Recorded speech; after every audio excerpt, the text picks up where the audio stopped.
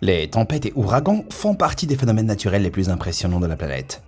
Les pluies diluviennes et vents violents peuvent causer des ravages dans n'importe quel paysage, devenant parfois assez puissants pour raser des villes, des forêts et même déterrer des secrets d'une époque depuis longtemps oubliée. Mais certains secrets sont censés rester enfouis, comme celui découvert en Irlande en 2015.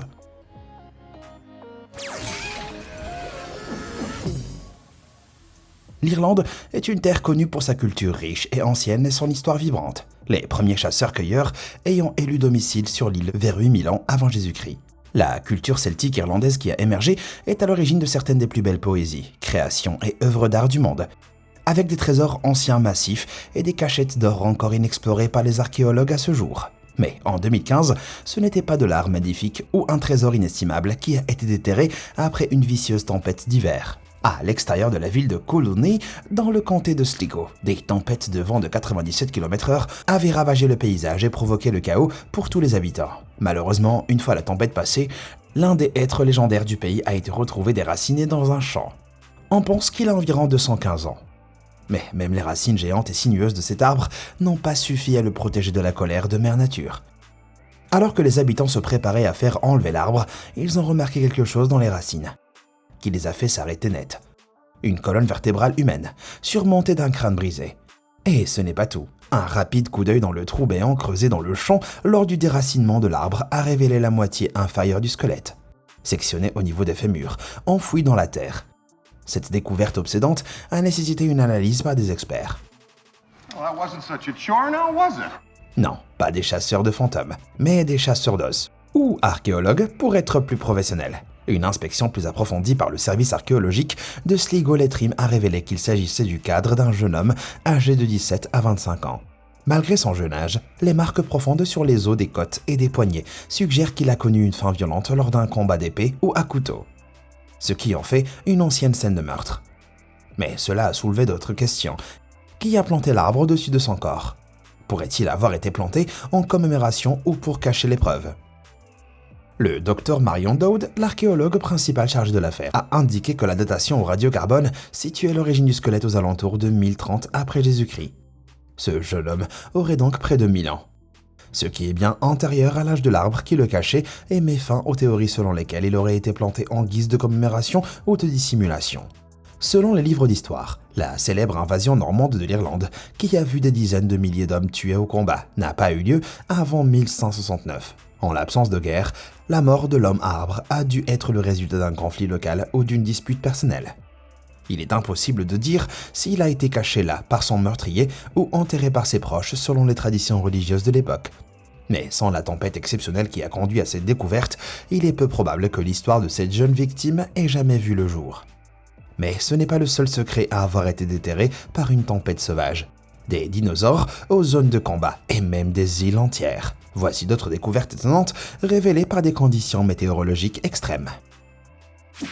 Écosse-Shetland. Les tempêtes qui s'abattent sur les zones côtières ne sont pas seulement synonymes de problèmes en mer, mais aussi sur les falaises. Les vagues énormes et les marées turbulentes peuvent accélérer l'érosion des falaises, car l'eau entre en collision avec la terre de manière destructrice et brise lentement la paroi de la falaise. Ce processus a conduit des communautés côtières du monde entier à perdre des terres et des maisons au profit des océans. Mais une tempête au large des côtes du Royaume-Uni a révélé un événement incroyable au lieu de le détruire. Une série de tempêtes qui se sont abattues sur les îles Shetland en Écosse en 2012 a mis à jour la tombe d'origine inconnue le long de la côte de Dunrossness d'un humain ayant supposément plus de 2000 ans.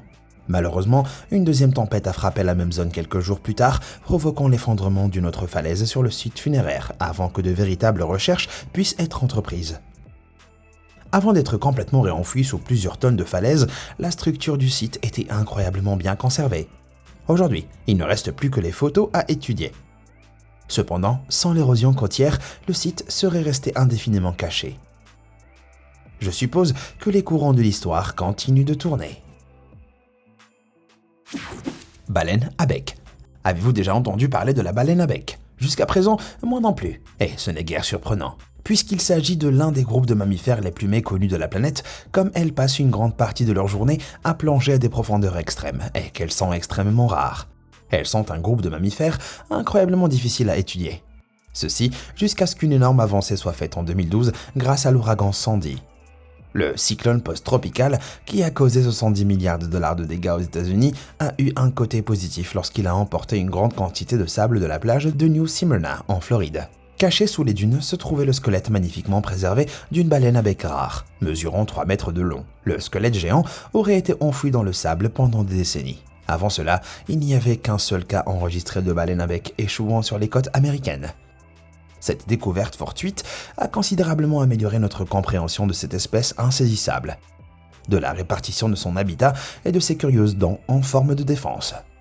C'est une unique créature des profondeurs. Fossiles dans le Hubei. Nous avons tous vu des fossiles de choses faciles à conserver. Les os, les coquillages et même les plumes peuvent être scellés sous différents sédiments rocheux pendant des millions d'années et sont exposés dans les musées du monde entier. Mais avez-vous déjà vu le fossile d'une méduse? Cet incroyable spécimen est l'une des 20 000 découvertes uniques d'une fouille archéologique en Chine, près de la rivière d'Anshui, dans la province de Hubei. Si aucune tempête n'a été impliquée dans la découverte de ce fossile, une autre a certainement joué un rôle dans sa préservation. La raison de la rareté des fossiles d'organismes faits de tissus mous comme les méduses, et que cette matière a tendance à pourrir et à se décomposer beaucoup plus rapidement que les substances plus dures comme les os.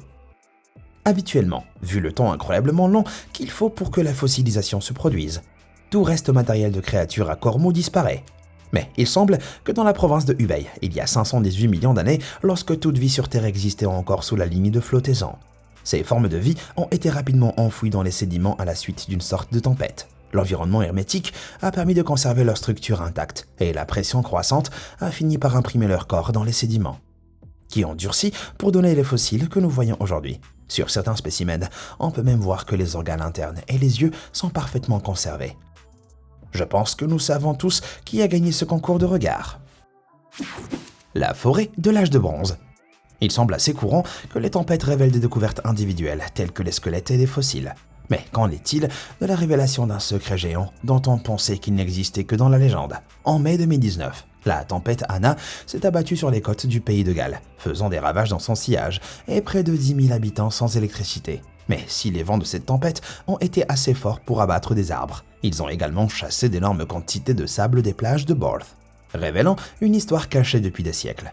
La tempête a mis à nu une forêt préhistorique aux proportions épiques, enfouie sous l'eau et le sable il y a près de 4500 ans, et est restée dans les annales de l'histoire comme un simple mythe. Contrairement à la plupart des matières organiques décomposées au fil du temps dans la mer, la forêt était enveloppée d'une couche de tourbe.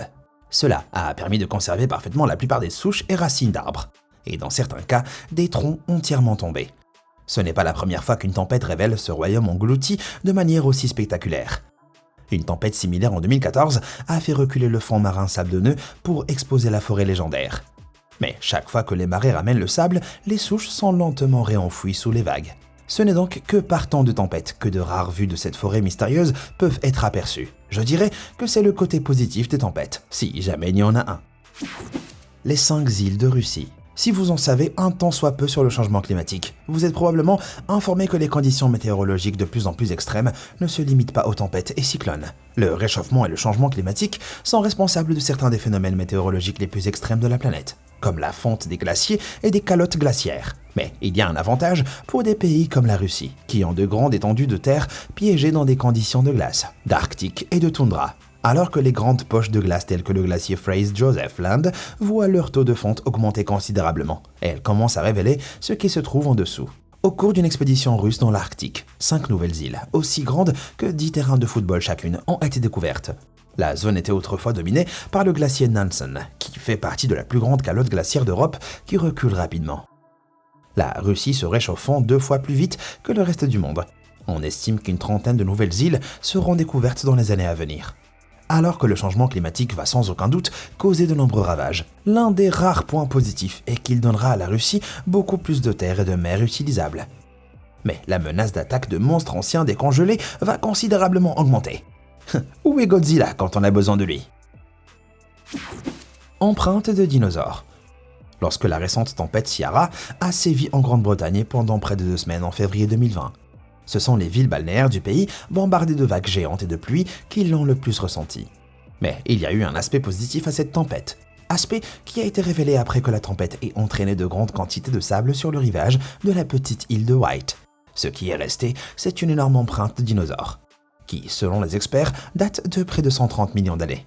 Les empreintes de pas préservées, également appelées ichnites, sont une sorte de traces fossiles qui donnent un aperçu du monde des dinosaures. Des facteurs tels que le nombre d'orteils ou le type de sol dans lequel elles ont été retrouvées peuvent révéler beaucoup de choses sur les créatures disparues et leur interaction avec le monde.